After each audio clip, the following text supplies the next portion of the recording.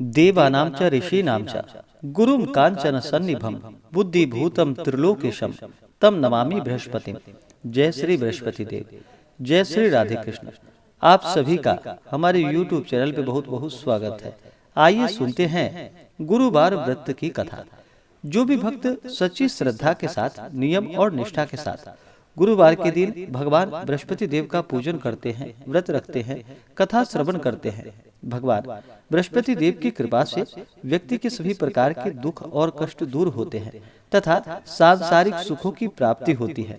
गुरुवार के दिन भगवान बृहस्पति देव को प्रसन्न करने के लिए इस दिन चाहिए कि केले के वृक्ष के चारों तरफ अच्छे से साफ सफाई करके इस दिन केले के वृक्ष में जो कि गुड़ मिश्रित जल डालना चाहिए। वहाँ पे एक आसन लगा करके पूर्व या उत्तर दिशा की ओर मुख करके बैठना चाहिए और भगवान बृहस्पति देव का पूजन करना चाहिए। विशेषकर भगवान बृहस्पति देव को जो कि पीला वस्तु अति प्रिय होता है और गुरुवार के दिन भगवान बृहस्पति देव का वास केले के वृक्ष में माना गया है। जहाँ पर केले का वृक्ष ना हो तो आप घर पे ही भगवान बृहस्पति देव की फोटो या प्रतिमा रख करके इनका पूजन करें। भगवान बृहस्पति देव को विशेषकर पीले पुष्प चढ़ाए, पीले वस्तु का भोग लगाए, जैसे कि गुड़ और चने की दाल का भोग लगाए, मुनक्का आदि भगवान बृहस्पति देव को चढ़ाए और फिर गुरुवार व्रत का कथा श्रवण करे, भगवान बृहस्पति देव का कथा श्रवण करे। इससे भगवान बृहस्पति देव अति प्रसन्न होते हैं और अपना कृपा प्रदान करते हैं। तो आइए सुनते हैं गुरुवार व्रत की कथा। तो बोलिए प्रेम से भगवान बृहस्पति देव की जय, भगवान विष्णु की जय, माता लक्ष्मी की जय, सर्व देवी देवता की जय। प्राचीन काल में एक बहुत ही निर्धन ब्राह्मण था। उसके कोई संतान ना थी। वह नित्य पूजा पाठ करता। उसकी स्त्री ना स्नान करती और ना किसी देवता का पूजन करती। इस कारण ब्राह्मण देवता बहुत दुखी रहते थे। अपनी पत्नी को बहुत समझाते, किंतु इसका कोई परिणाम ना निकलता। भगवान की कृपा से ब्राह्मण के यहाँ एक कन्या उत्पन्न हुई। कन्या बड़ी होने लगी। प्रातः स्नान करके वह भगवान विष्णु का जप करती, बृहस्पतिवार का व्रत भी करने लगी। पूजा पाठ समाप्त कर पाठशाला जाती तो अपनी मुट्ठी में जौ भरकर ले जाती और पाठशाला के मार्ग में डालती जाती। लौटते समय वही जौ जो कि स्वर्ण के हो जाते थे तो उसको बीन कर घर ले आती। एक दिन वह बालिका सूप में उन सोने के जौ को फटक कर साफ कर रही थी कि तभी उसकी माँ ने देख लिया और कहा कि हे बेटी, सोने के जौ को फटकने के लिए सोने का सूप भी तो होना चाहिए। दूसरे दिन गुरुवार था। कन्या ने व्रत रखा और बृहस्पति देव से सोने के सूप देने की प्रार्थना की और कहा कि हे प्रभु, यदि सच्चे मन से मैंने आपकी पूजा की हो तो मुझे सोने का सूप दे दो। बृहस्पति देव ने उसकी प्रार्थना स्वीकार कर ली। रोजाना की तरह वह कन्या जौ फैलाती हुई पाठशाला चली गई। पाठशाला से लौटकर जब वह जौ बीन रही थी तो बृहस्पति देव की कृपा से उसे सोने का सूप मिला। उसे वह घर लेकर आई और उससे जौ को साफ करने लगी, परंतु उसकी माँ का वही ढंग रहा। एक दिन की बात है कि कन्या सोने के सूप में जब जौ को साफ कर रही थी, उस समय उस नगर का राजकुमार वहां से निकला। कन्या के रूप और कार्य को देखकर वह उस पर मोहित हो गया।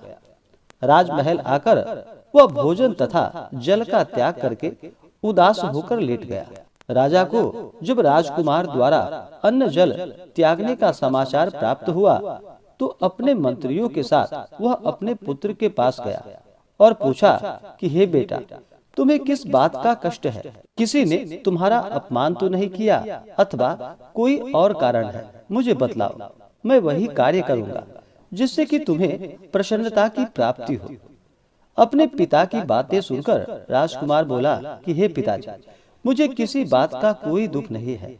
किसी ने मेरा अपमान भी नहीं किया है, परंतु मैं उस लड़की से विवाह करना चाहता हूँ जो लड़की सोने के सूप में जौ को साफ कर रही थी। राजकुमार ने राजा को उस लड़की के घर का पता भी बता दिया।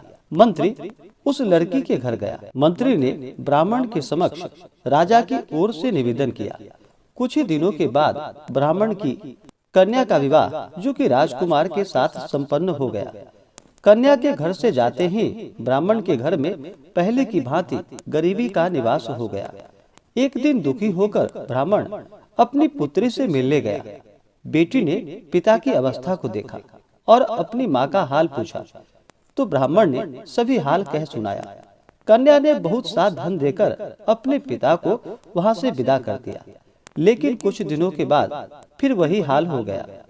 ब्राह्मण फिर अपनी कन्या के यहाँ गया और सभी हाल कहा, तो पुत्री बोली कि हे पिताजी, आप माता जी को यहाँ लेकर आओ, मैं उन्हें यह विधि बता दूंगी जिससे कि गरीबी दूर हो जाए। ब्राह्मण देवता अपनी स्त्री को साथ लेकर अपनी पुत्री के पास राजमहल पहुँचे, तो पुत्री अपनी माँ को समझाने लगी कि हे माँ, तुम प्रातः काल स्नान करके विष्णु भगवान का पूजा करो और बृहस्पतिवार का व्रत करो, तो तुम्हारी सब दरिद्रता दूर हो जाएगी।